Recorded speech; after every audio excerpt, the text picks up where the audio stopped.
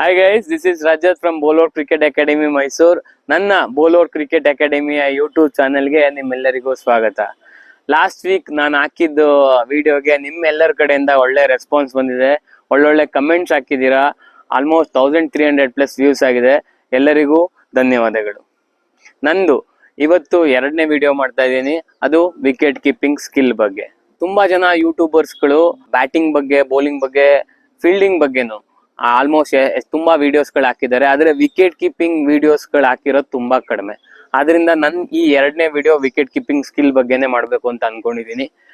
Cricket ಜಗತ್ತಲ್ಲಿ wicket keeping ಇದೊಂದು ಅನ್ಸ್ಯಾಟಿಸ್ಫೈಯಿಂಗ್ job ಅಂದ್ರೆ ತಪ್ಪಾಗಲ್ಲ. ಏನಕ್ಕೆ ಹೇಳ್ತಾ ಇದೀನಿ ಅಂದ್ರೆ, ಒಂದು 50 ಓವರ್ಸ್ ಅಲ್ಲಿ ಮೋಸ್ಟ್ ಆಫ್ ದಿ ಬಾಲ್ಸ್ ಗಳು ಎಲ್ಲ ಹಿಡಿಯೋನು wicket ಕೀಪರ್ಸೇ.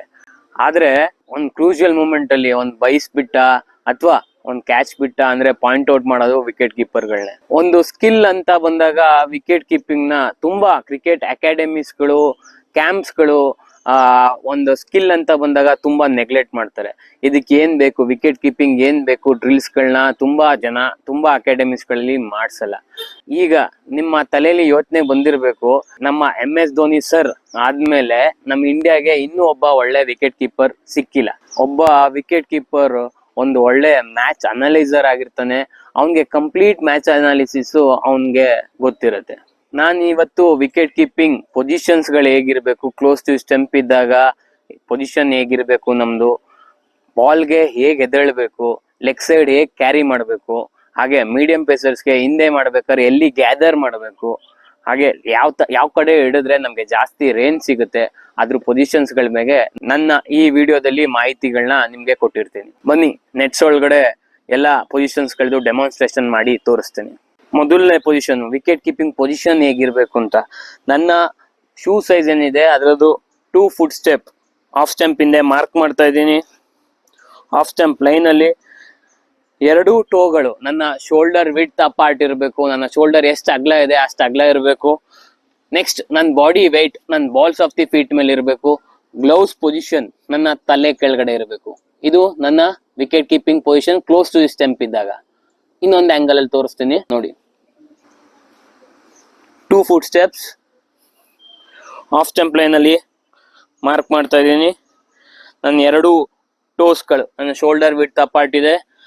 Weight, body weight balls of the feet ಮೇಲಿದೆ. ಗ್ಲೌಸ್ ಪೊಸಿಷನ್ ನನ್ನ ತಲೆ ಕೆಳಗಡೆ ಇದೆ. ಬಾಲ್ ನ ನೋಡ್ತಾ ಇದ್ದೀನಿ. ಇದು ನನ್ನ ವಿಕೆಟ್ ಕೀಪಿಂಗ್ ಪೊಸಿಷನ್. ಎರಡನೇ ಪೊಸಿಷನ್ ಬಂದು ಬಾಲ್ಗೆ ಹೇಗೆ ಎದ್ದೇಳಬೇಕು ಅಂತ. ಕ್ಲೋಸ್ ಟು ದಿ ಸ್ಟಂಪ್ ನಿಂತಾಗ ಈ ಪೊಸಿಷನ್ ಅಲ್ಲಿ ನಿಂತಿದ್ದೀನಿ. ಫಸ್ಟ್ ಬಾಲ್ ಲೈನ್ಗೆ ಹೋಗ್ತೀನಿ. ಬಾಲ್ ಲೈನ್ ನೋಡ್ತೀನಿ. ಬಾಲ್ ಲೈನ್ ನೋಡಿದ್ಮೇಲೆ ಫಸ್ಟ್ ಪೊಸಿಷನ್ ನಾನು ಹಿಪ್ ಇಂದ ಮೇಲೆ ಎದ್ದೇಳ್ತಾ ಇದೀನಿ. ಫಸ್ಟ್ ಹಿಪ್ ಇಂದ ಮೇಲೆ ಎದ್ದೇಳ್ತಾ ಇದೀನಿ. ಕೈ ಅಲ್ಲೇ ಇದೆ. ಕೈ ಬಾಲ್ ಪಿಚ್ ಜೊತೆಗೆ ಬರ್ತಾ ಇದೆ. ಹಿಂಗೆ ಅದೇ ಬಾಲ್ ಲೈನ್ ಈಚೆ ಲೈನ್ ಕಾಲ್ ಹೋಗ್ತಾ ಇದೆ. ಕೈ ಅಲ್ಲೇ ಇದೆ. ಬಾಲ್ ಪಿಚ್ ಜೊತೆಗೆ ಬರ್ತಾ ಇದೆ. ಹಿಡ್ದೆ ಹೊಡೆದೆ. ಇದು ನನ್ನ second position. Third position, leg side ball ನ ಹೇಗೆ ಕ್ಯಾರಿ ಮಾಡ್ಬೇಕು ಅಂತ.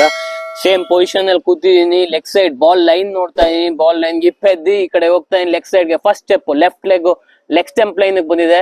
ಅದನ್ನ ರೈಟ್ ಲೆಗ್ ಫಾಲೋ ಮಾಡ್ತಾ ಇದೆ. ಇದು ಇನ್ನೊಂದ್ಸಲ ತೋರಿಸ್ತೀನಿ. ಪೊಸಿಷನ್ ಅಲ್ಲಿ ಕೂತಿದ್ದೀನಿ. ಬಾಲ್ ಲೈನ್ ಲೆಗ್ ಸ್ಟೆಂಪ್ ಅಲ್ಲಿ ಇದೆ. ಫಸ್ಟ್ ಹಿಪ್ ಅಲ್ಲಿ ಎದ್ದಿದ್ದೀನಿ. ಕೈ ಅಲ್ಲೇ ಇದೆ. ಲೆಫ್ಟ್ ಲೆಗ್ ಸ್ಟೆಂಪ್ ಲೈನ್ ಹೋಗ್ತಾ ಇದೆ. ಅದನ್ನ ರೈಟ್ ಲೆಗ್ ಫಾಲೋ ಮಾಡ್ತು ಬಾಲ್ ಹಿಡ್ದೆ ಹೊಡೆದೆ. ಇದು ನನ್ನ leg side carry position. Fourth position, medium ಪೇಸರ್ಸ್ಗೆ ಗ್ಯಾದರ್ ಎಲ್ಲಿ ಮಾಡಬೇಕು ಅಂತ. ಇದು ತುಂಬಾ ಜನ ವಿಕೆಟ್ ಕೀಪರ್ಸ್ಗೆ ತುಂಬಾ ಡೌಟ್ಸ್ ಗಳಿರ್ತವೆ. ಎಲ್ಲಿ ಕ್ಯಾರಿ ಮಾಡಿದ್ರೆ ನನ್ ಕಂಫರ್ಟೇಬಲ್ ಪೊಸಿಷನ್ ಇರುತ್ತೆ ಅಂತ. ವಿಕೆಟ್ ಕೀಪರ್ದು ನೀ ಏನಿರುತ್ತೆ, ನೀ ಪೊಸಿಷನ್ ಇಂದ ವೇಸ್ಟ್ ಪೊಸಿಷನ್ ಈ ಲೆವೆಲ್ಗೆ ನನ್ ಬಾಲ್ ನ ಕ್ಯಾರಿ ಮಾಡೋ ಲೆವೆಲ್ಗೆ ಇರಬೇಕು. ಪೇಸ್ ಕಮ್ಮಿ ಆಗ್ತಾ ಇರಂಗಿರ್ಬೇಕು ಬಾಲು ಮೀಡಿಯಂ ಪೇಸ್ ಬೌಲರ್ದು. ಆದ್ರೆ ನಾನ್ ರಿಸೀವ್ ಮಾಡ್ಬೇಕಾದ್ರೆ ಎಲ್ಲಾ ಬಾಲು ನನ್ನ ವೇಸ್ಟ್ ಇಂದ ಈ ಕಂಫರ್ಟೇಬಲ್ ಲೈನ್ ಅಲ್ಲಿ ಹಿಡಿಯೋ ತರ ಇರಬೇಕು. ಏನಕ್ಕೆ ಹೇಳ್ತಾ ಇದ್ದೀನಿ ಅಂದ್ರೆ, ಒಂದ್ಸಲಿ ಪೇಸ್ ಕಮ್ಮಿ ಆಗ್ತದೆ, ನಾನು ಇಲ್ಲಿ ಹಿಡಿತಾ ಇದ್ದೀನಿ, ಎಡ್ಜ್ ಆದ್ರೂ ನಂಗೆ ಈಸಿಯಾಗಿ ಈ ಪೊಸಿಷನ್ಸ್ ಗಳಲ್ಲಿ ಕ್ಯಾರಿ ಮಾಡ್ಕೋಬಹುದು ಕ್ಯಾಚ್ ನ. ಆದ್ರೆ ತುಂಬಾ ಜನ ಕೀಪರ್ಸ್ ಗಳು ಮಾಡೋ ಮಿಸ್ಟೇಕ್ಸ್ ಇದು. ಮುಂದೆ ಮಾಡ್ತಾ ಇರ್ತಾರೆ ಕ್ಯಾರಿ, ಇಲ್ಲಿ ಮಾಡ್ತಾ ಇರ್ತಾರೆ. ಈ ಪೊಸಿಷನ್ಸ್ ಅಲ್ಲಿ ಇದ್ದಾಗ 90% ಕ್ಯಾಚಸ್ ಗಳು ಕ್ಯಾಚಸ್ ಗಳು ಡ್ರಾಪ್ ಆಗ್ತವೆ. 5ನೇ ಪೊಸಿಷನ್, ಮೀಡಿಯಂ ಪೇಸರ್ಸ್ಗೆ ಬಾಲ್ ಯಾವ ಕಡೆ ಕ್ಯಾರಿ ಮಾಡ್ಬೇಕು ಅಂತ. ಆಫ್ ಸ್ಟಂಪ್ ಇಂದ ಈ ಸೈಡ್ ಇದ್ದಾಗ ಇದು ನನ್ನ ಪೊಸಿಷನ್. ಬಾಲ್ ಲೈನ್ ನೋಡ್ತಾ ಇದ್ದೀನಿ, ಇಲ್ಲಿಂದ ರಿಸೀವ್ ಮಾಡಿ ಈ ತರ ಮೂವ್ಮೆಂಟ್ ಮಾಡ್ತಾ ಇದ್ದೀನಿ. ಲೆಗ್ ಸೈಡ್ ಅಲ್ಲಿ ಇದ್ದಾಗ ಈ ಕಡೆ ಕ್ಯಾರಿ ಮಾಡ್ತಾ ಇದ್ದೀನಿ ಬಾಲ್ ನ.